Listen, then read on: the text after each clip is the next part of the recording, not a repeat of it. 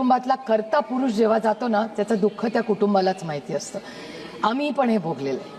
मग विमानात जाऊ दे का गाडीत जाऊ दे किंवा रेल्वेमध्ये जाऊ दे, सुरक्षितता ही अतिशय महत्त्वाची झाली. आणि सुरक्षितता कशासाठी? आता माझ्या भावाचं प्लेन पडलं, 2 महिने झाले, माझ्या कुटुंबाला कुठे न्याय मिळाला? आमच्यासारख्या कुटुंबा, माझा भाऊ डेप्युटी चीफ मिनिस्टर होता महाराष्ट्राला, त्याला जर न्याय मिळत नसेल तर सर्वसामान्य माणसाला न्याय कसा मिळणार? माननीय सदस्य श्रीमती सुप्रिया सुले जी. मॅडम नमस्कार.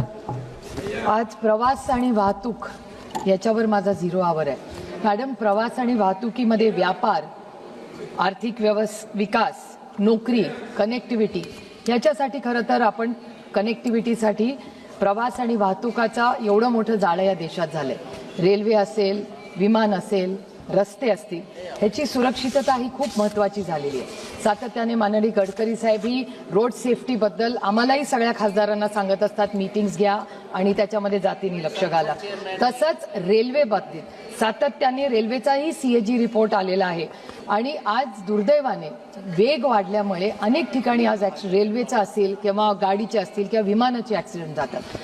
योगायोग बघा, माझ्या भावाला जाऊन आज बरोबर 2 महिने झाले. 28 जानेवारीला माझ्या भावाचं प्लेन क्रॅश झालं. 2 महिने झाले या गोष्टीला. एखाद्या कुटुंबातला कर्ता पुरुष जेव्हा जातो ना त्याचं दुःख त्या कुटुंबालाच माहिती असतं. आम्ही पण हे भोगलेलं आहे.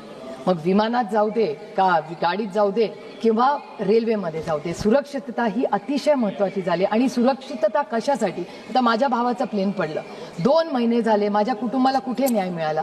आमच्यासारख्या कुटुंबा, माझा भाऊ डेप्युटी चीफ मिनिस्टर होता महाराष्ट्राला, त्याला जर न्याय मिळत नसेल तर सर्वसामान्य माणसाला न्याय कसा मिळणार? माझ्या भावाचा, मोठ्या भावाचा मुलगा रोहित म्हणजे पक्षांमध्ये केला. आणि जाहीरपणे अरविंदजी इथे बसलेत, अरविंदजींचे, काँग्रेस पक्षाचे, DMK, सपा सगळ्या पक्षांनी, मला याच्यात राजकारण आणायचं नाही, पण एक FIR करायला रोहित पवारला जंग करावी लागली. आमच्या राज्यांनी तर महाराष्ट्रात घेतलाच नाही, पण अनेक राज्यांमध्ये जाऊन त्यांनी विनवण्या केल्या की FIR करा आणि आमच्या काकाला म्हणजे अजित पवारांना न्याय मिळू द्या. एक FIR करायला एवढी अडचण. आणि जर या देशाच्या डेप्युटी चीफ मिनिस्टरची जेव्हा एवढा मोठा ऍक्सिडेंट होतो त्याचा FIR होत नाही तर सामान्य माणसांनी जायचं कुठे? तो माझा भाऊ जेवढा होता, अजित पवार जेवढा माझा भाऊ होता, तेवढाच महाराष्ट्रातल्या प्रत्येक मनामधला एक लाडका नेता होता. तर आज एवढ्या मोठ्या नेत्याचा एवढा मोठा ऍक्सिडेंट झाल्यावर इन्क्वायरी व्हायला नको? माझी विनम्र हात जोडून महाराष्ट्र आणि भारत सरकारच्या एवढीच विनंती आहे की पारदर्शक इन्क्वायरी व्हावी सगळ्याच ऍक्सिडेंटची.